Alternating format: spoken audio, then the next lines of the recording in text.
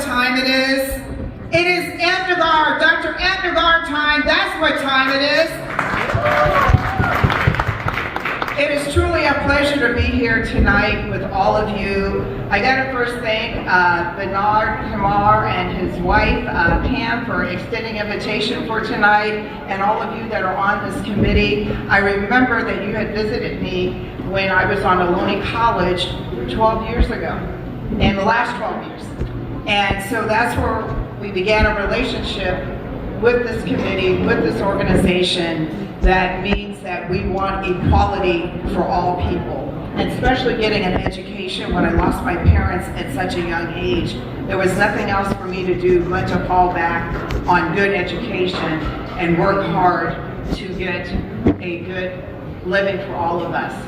And so tonight, it gives me great pleasure to again to celebrate Dr. Ambedkar's success and his legacy that he leads and continues on in our community for India. And so one of the big things that I really admired was that being a political leader, that he drafted the actual Constitution. And we got to honor someone that does that. And it's bringing equality to all of us here in our community. What happens here or overseas, we're tied together because this is part of our community that's global. And as I serve with the Department of Commerce, we're about global impact and how we can help small businesses thrive and create jobs in our community that happen here and overseas. So I applaud all of you for your hard work and continuing in the values that are true in raising families, and that you chose the Bay Area right here between here and Fremont. And I know some of you live here in Fremont, that I appreciate you selecting Fremont as your home. And I always say, if you live outside of Fremont, come spend more money in Fremont to help us out, help your friends out. And I really appreciate the spirit of being able to take pride and celebrate our diversity, and also work to foster the common values and commitments that unite all people, regardless of your age, sexual orientation, gender, identity, expression, or cultural heritage, or national origin. It's important that we come together to get rid of any type of discrimination or anything that would not make us an inclusive community. So I support just and inclusive community by speaking out and being unified with all of you, because it's about fighting against racism, discrimination, harassment, hatred, violence, all the things that are tearing our community apart. And especially when you're people of color, that it even hurts even deeper. And the struggle is really real in trying to overcome that. And so I believe that everyone deserves the opportunity to be able to fully participate, express everything that we offer in our different community, because we're on the planet. We've seen how, with living through COVID, how much we had to depend on each other to survive. Yes, we did lose loved ones. Yes, we had to come together because there was nobody else in our neighborhoods, in our community, except all of us coming together to figure out a way how we're going to get through the challenge. And some things are still continuing on. But one thing I know, and I had the pleasure of meeting Coretta Scott King, the wife of the late Dr. Martin Luther King, when I worked at the White House. And one of the big things that they always talked about was how important that we've got to make sure that we are not judged. 4 little girls are not judged by the color of their skin, but by the content of their character. And that was following the big bomb, that 4 girls went and changed clothes. They were going back up to church on a regular Sunday day, and they never made it out. They died in that bomb explosion down in the South, down in Alabama. And so it's important that we continue the values of some of the things that are very similar to making sure there's equality in our community. And another part that Dr. Martin Luther King, his wife, had spent over 10 years walking every day up the steps every week to talk to every single congressman and woman or senators in the Federal down in Washington, D.C. And it's so important that you realize the struggle that's real, that they were trying to make it a better place.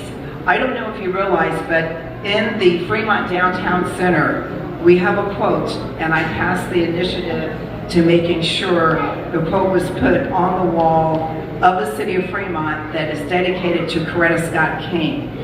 And it states that the greatest love of the community is to serve your community with grace and love. That makes it the most valuable part of the community. And if we keep in those ideals, those are the things that we can help in helping to eliminate the challenges in our community. You know, Dr. Martin Luther King also talked about injustice anywhere is a threat to justice everywhere. And we've got to be able to look at the parallel of honoring Dr. Ambedkar for his vision and for why we're celebrating him, the legacy today. And I'm going to close with a little bit of a poem with a little twist, but it's important that we think about how we can work together. A day when the community rids itself of the barriers which divided and comes together as one. We find common ground. A day when all people of all races, classes, and religions in life put aside the differences and join in the spirit of togetherness. A day for our nation to be able to pay tribute to Dr. Ambedkar, who awoken the best qualities of what we have in Indian American spirit. If only for one day, each of us serves as a drum major for justice, peace, and equality, then we'll be bringing out the ideals and the vision of what freedom means, which Dr. Martin Luther King dreamed, and living the dream for all people. Together, we can make a difference in our community now and forever, and I look forward to continuing to work with each and every one of you, because I've always been with the community and always trying to be fair and make sure that we work together, because it's really not this generation, it's the next generation. I have my daughter here. Being a single parent, it makes it a little challenging getting to things on time, because she's going to be a senior right now, graduating from Archbishop Mitty High School, but she's also playing basketball with Golden State Warriors on Sunday afternoons. And so I couldn't do it without her help and her training with one of the head coaches, so when they have her stay a little longer, we stay a little longer.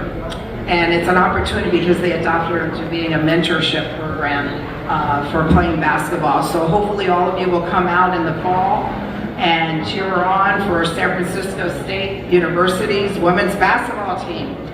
And I'm also, May is another good month. Besides my daughter graduating from high school, I have my son who's graduating from Cal State East Bay. So you've seen my children come to some of your events over the years. They might have been little ones before, but they've kind of grown taller than me. But I just wanted to close because when I look out, it's also, I see the young people that are here. This is the young students. This is the next generation for them to carry on the legacy, the vision, the culture, and the arts, and the things that bring our community very unique together. It's an honor to be able to serve all of you as the first Vice Mayor of Fremont, Afro-American, in almost 70 years. But I look forward to working with all of you. Thank you so much for allowing me to be here tonight. God bless you all.